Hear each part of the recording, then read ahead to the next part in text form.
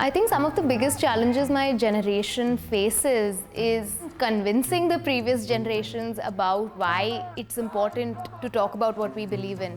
We can't choose between us young people saying to adults, you must behave, but we can't wait for us to become the ones in charge, because we don't have time for that. Your youth does not have to work against you by way of experience. Your youth can be a virtue by way of what you ethically and earnestly expect of the world. People can be so selfish about the environment and their experience versus the globe and literally our lifespan. The America we grew up in is like nothing like the America our parents or our grandparents grew up in. When you have young people who are confronted with not having a future at all, of course, this is going to radicalize a whole generation. This is a question of survival, basically.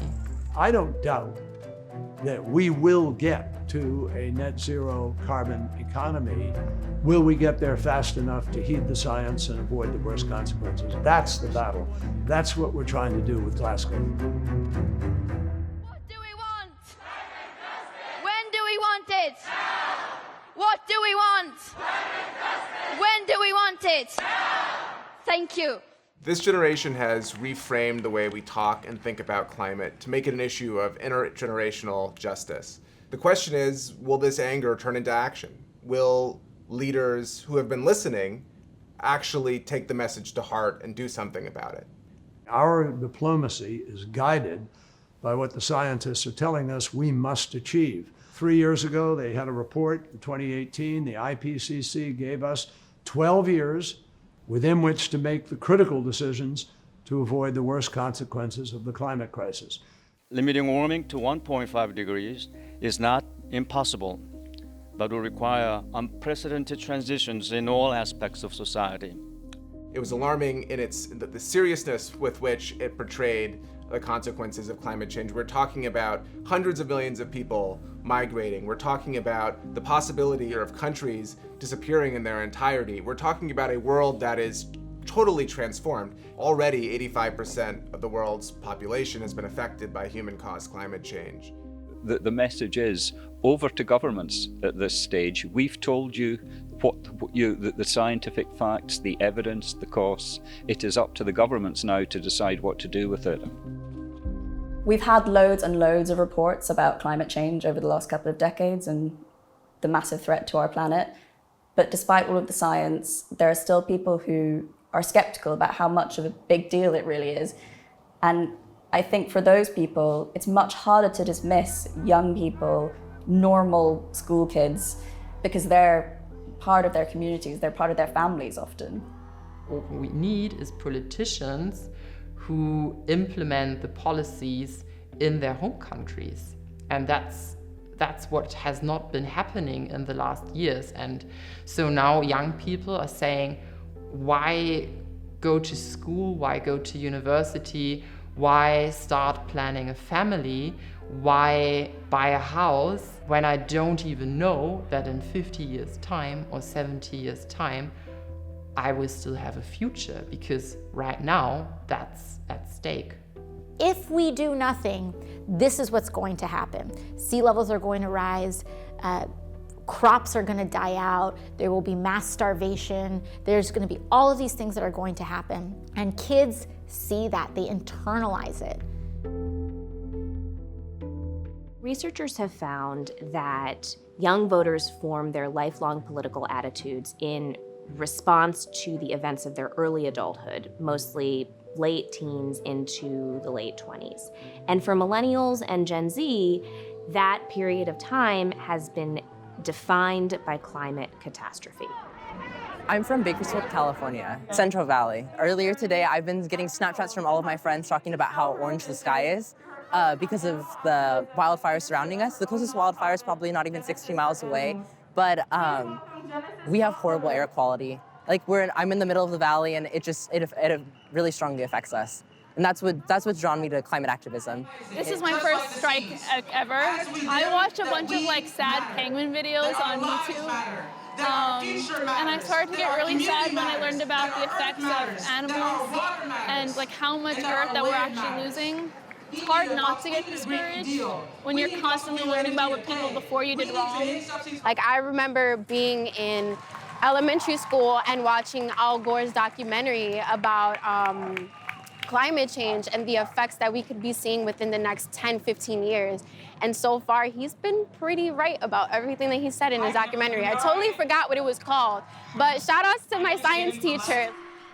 We are being betrayed by those in power, and they are failing us, but we will not back down.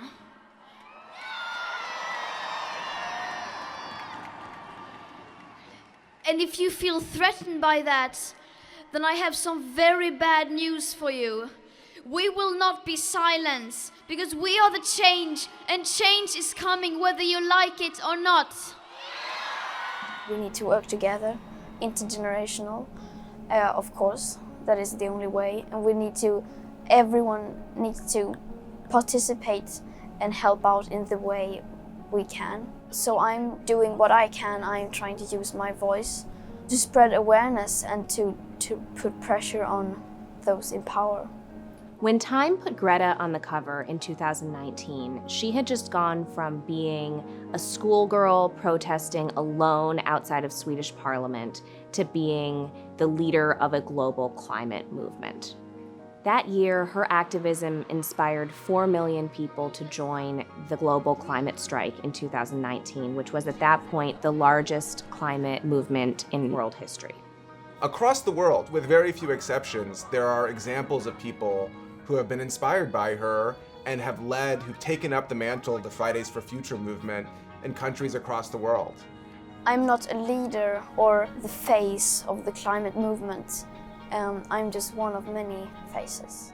There are far too little evidence of the $100 billion per year that was promised to help climate-vulnerable countries to meet these challenges. In fact, those funds were promised to arrive by 2020, and we are still waiting. Vanessa Nakate, a Ugandan climate activist, is one of many people who have been working to remind us that climate action is going to be expensive, and many countries who are most vulnerable to climate change can't afford to pay for it alone. Historically, Africa is responsible for only 3% of global emissions, and yet some Africans are already suffering some of the worst and brutal impacts of climate change.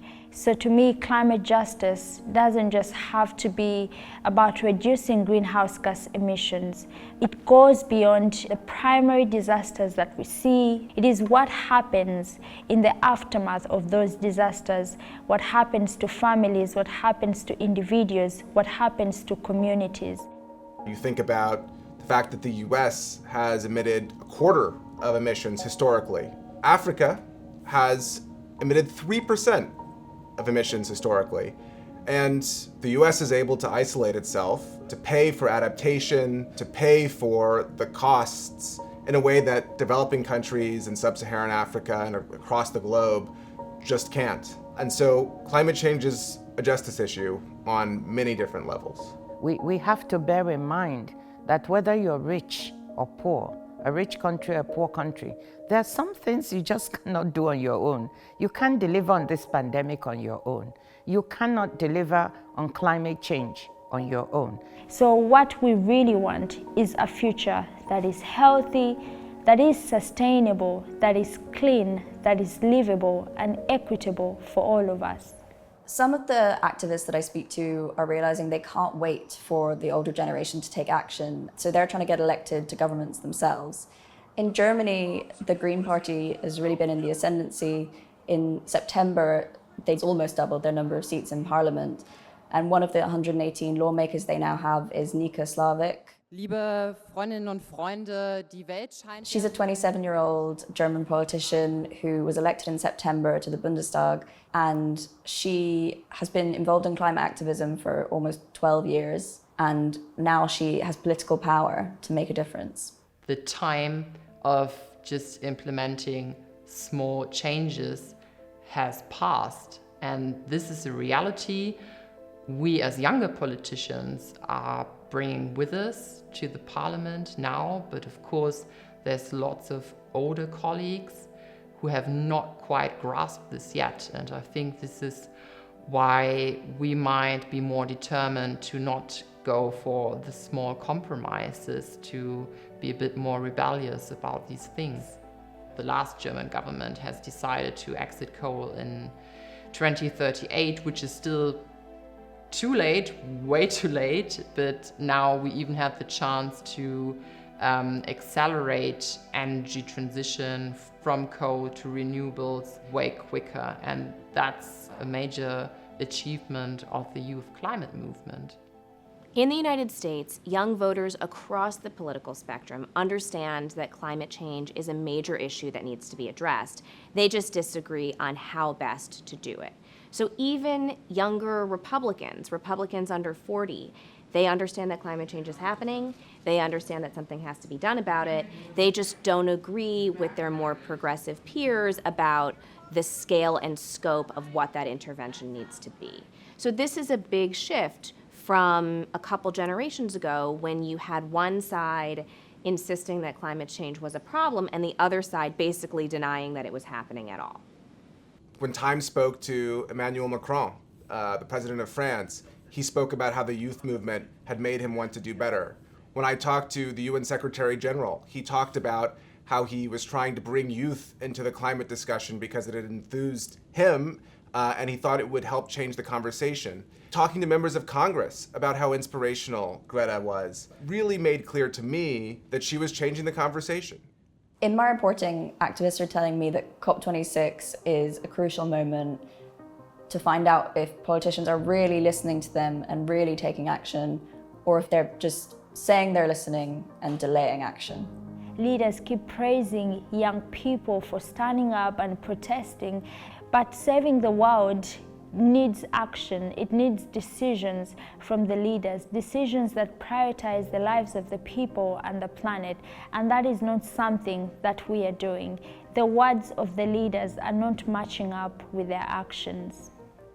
Words that sound great, but so far has led to no action.